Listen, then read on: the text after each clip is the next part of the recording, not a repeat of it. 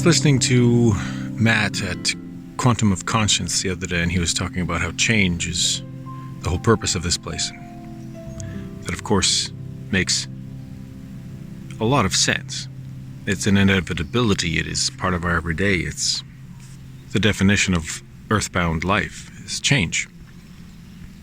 And we struggle with that because we want to control things. We want to make plans, have schedules, even micromanage our experience here, and achievements and goals and business plans and career plans and all the rest of it. And of course, endemic to that is change. Every day we are not the same person that went to bed the night before. But also with change we have propensities and biases and natural inclinations, perhaps based on our personality type, which is malleable to a degree. Some would argue it isn't, based on astrological ideas or other constructs and our genetic makeup, perhaps. But the point I'm trying to make is that we live in an environment that some would argue is a default negative. And therefore, we're constantly fighting against something or defending ourselves from something in this world, whether it is institutions of finance or education or government or what have you. From our earliest days, we are in a fight, in a battle, or convinced that we are in a conflict with something, some adversary that's been here a hell of a lot longer than we have, and that understands this game and the parameters and the rules and the governors and limitations better than we generally do, because our lives are so short. We don't have the time generally to delve deeply into deep ontological studies, and our epistemological processes are based on a lot of things that are completely out of our control. Once we're born into a family, into a culture, into a space or society that is built in a certain way, framed in a certain way, that learns in certain ways. And we have to go through that process until at some point along the way we decide, that's not good enough, I want more, I have questions, I'm curious. If we have the space to even pursue such ideals, and the freedom, physically or psychologically, emotionally, depending on the priorities and values of those around us, which informs everything we do, and it's hardwired into our systems at the earliest years of our lives and can stay with us for our entire life. So when we talk about change, we have to consider perhaps that the framework within which we are operating, the framework of our community, society, family, influences and environment and circumstances all inform the boundaries, the capacity with which we can even explore change and all that this short human life can offer us, right? If we're extremely constrained and contained within a certain psychological or philosophical or spiritual or religious circumstance, then the capacity for change will be limited to those boundaries. We won't even know what we don't know until we at some point are challenged by likely some external force from outside of our most familiar, comfortable, and predictable surroundings and circumstances. We won't even know what kind of change is possible until we can actually step outside of that reality, that story, that narrative that's been enforced around us and maintained for who knows how many years, maybe lifetimes. To step outside of that, to be able to really recognize how much we don't know of what we don't know. And of course, many are content to simply go along to get along, because the psychology that was imprinted upon us tempered our curiosity, perhaps, or our capacity for entertaining the mystery of life. And so, while change is inevitable, foundational to our human existence, the capacity that we have and the reach that we can even entertain regarding how much change is possible within and without may have invisible boundaries or glass ceilings, as it were. So, in addition to the self-imposed resistance that may exist within us to be averse to change and resistant to unpredictability and uncertainty, we have this secondary layer of imposition based on our circumstances, surroundings, enculturation, and social expectations. And then, of course, there's probably even greater and other different concentric limitations based on what's outside of that and what's possible beyond that boundary if we ever have the chance to break through it or see it as and what it is, which is self-imposed or culturally imposed, or whether it's through, again, our family or our social structures or otherwise. I wrote a piece not too long ago called Change or Die, and the premise is fairly straightforward.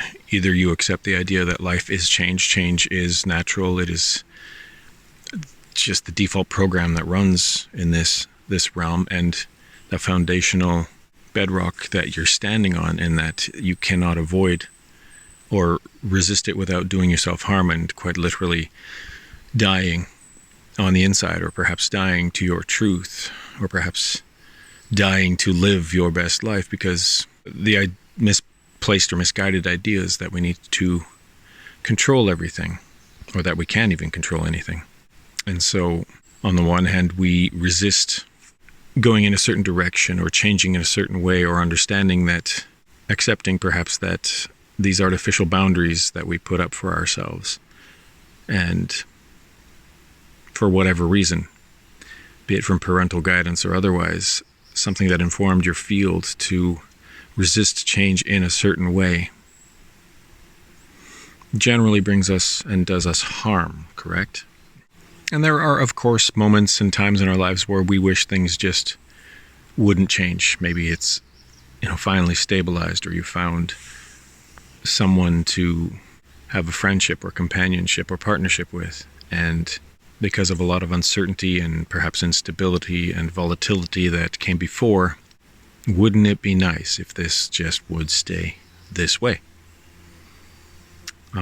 Again, what control do we have over things like that? We can control our actions and reactions to a degree, but we can't control other people. We can presume them to have certain feelings and intentions, goals and aspirations. There's a reason that we resonate and align with someone when they show up on our path. And so, yeah, wouldn't it be great if this just stayed stable and consistent and reliable?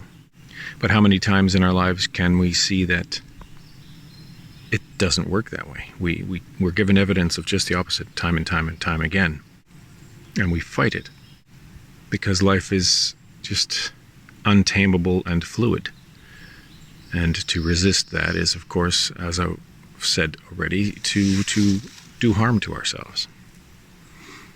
Energy's got to flow, it's got to move.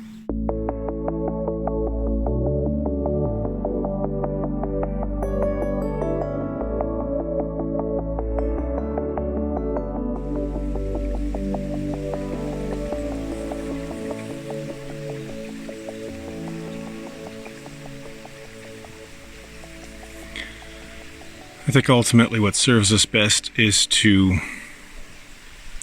reframe the idea of change and simply consider that change is life. Life is change. They're essentially interchangeable, because that's the whole point of this earthbound experiment, right?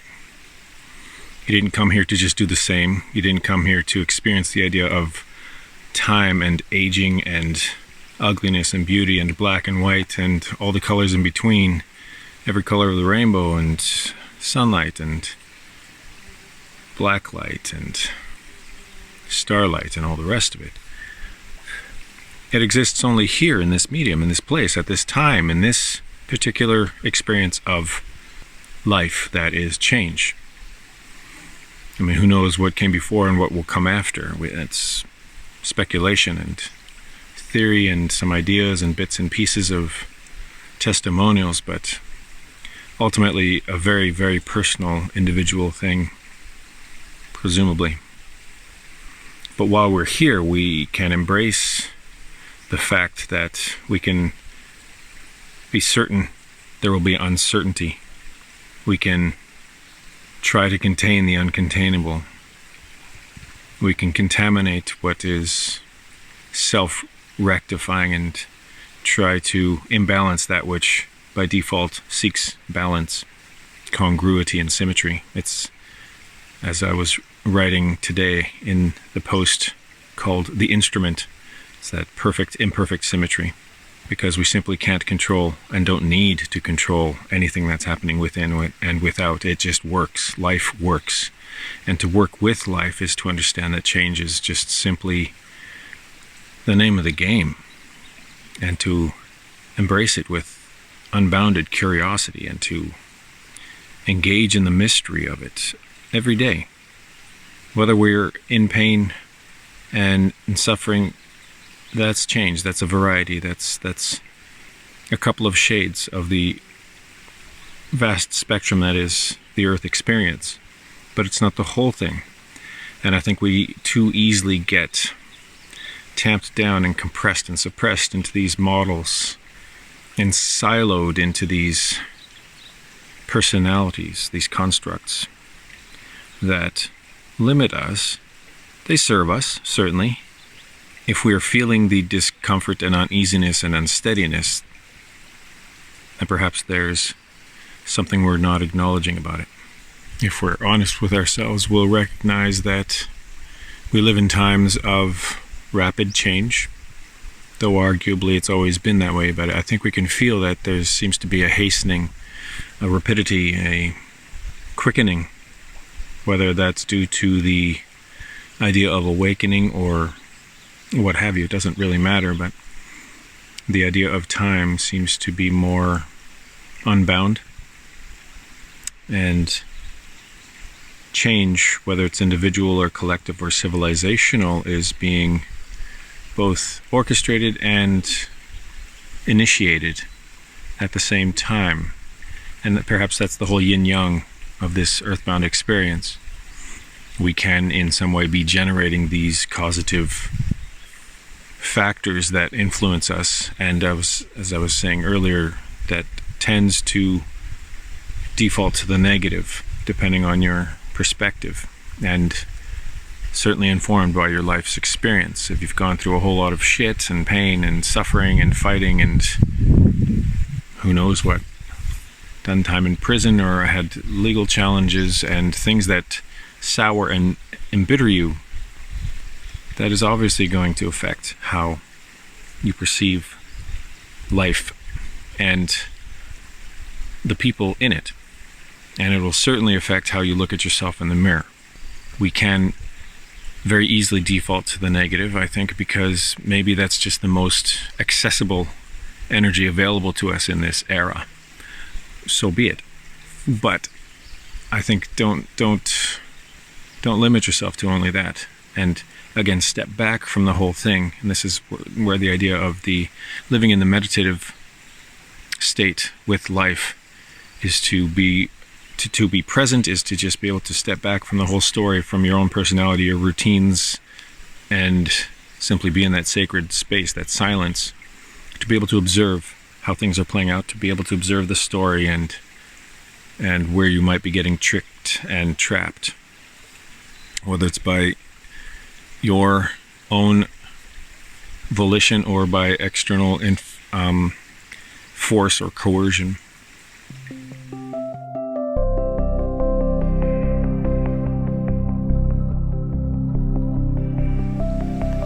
And so every day we try and find our balance and our style of walk, the way we dance with this medium and our fellow pilgrims and travelers, because we tend to get attached to people, places, and things, right? We find comfort and equate it with safety and security, and we wish that, as I was saying earlier, that maybe those things should never change. But I think ultimately, once we dig deep enough, we'll we'll realize that change is that through line in this life. And that is essentially our superpower, or one of them. That recognition, that understanding, that comprehension as to the nature of life on earth and what we're doing here, why we're here, to whom we were born, and who we are experiencing this whole story with, and who are we going to co-create this journey with, who will be the enemy, who will be the enemies and adversaries, who will be our champions and collaborators, and who will, betray us, who will we learn to trust over time, and who will we be able to depend on, and who will be able to depend on us through all these changes and ups and downs and the variety and volatility of this one short life. So embrace the idea of change. Change is life. Life is change. And you'll probably find less resistance in your everyday, less contempt toward the people and the ideas and the stories and the narratives that seem to be imposing and distracting and disrupting at every turn. Embrace the idea that change is inevitable, and that you can most certainly change that too.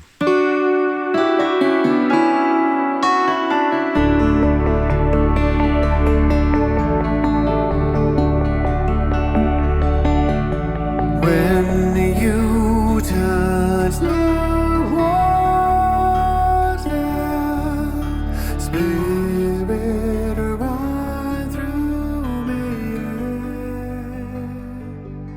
I feel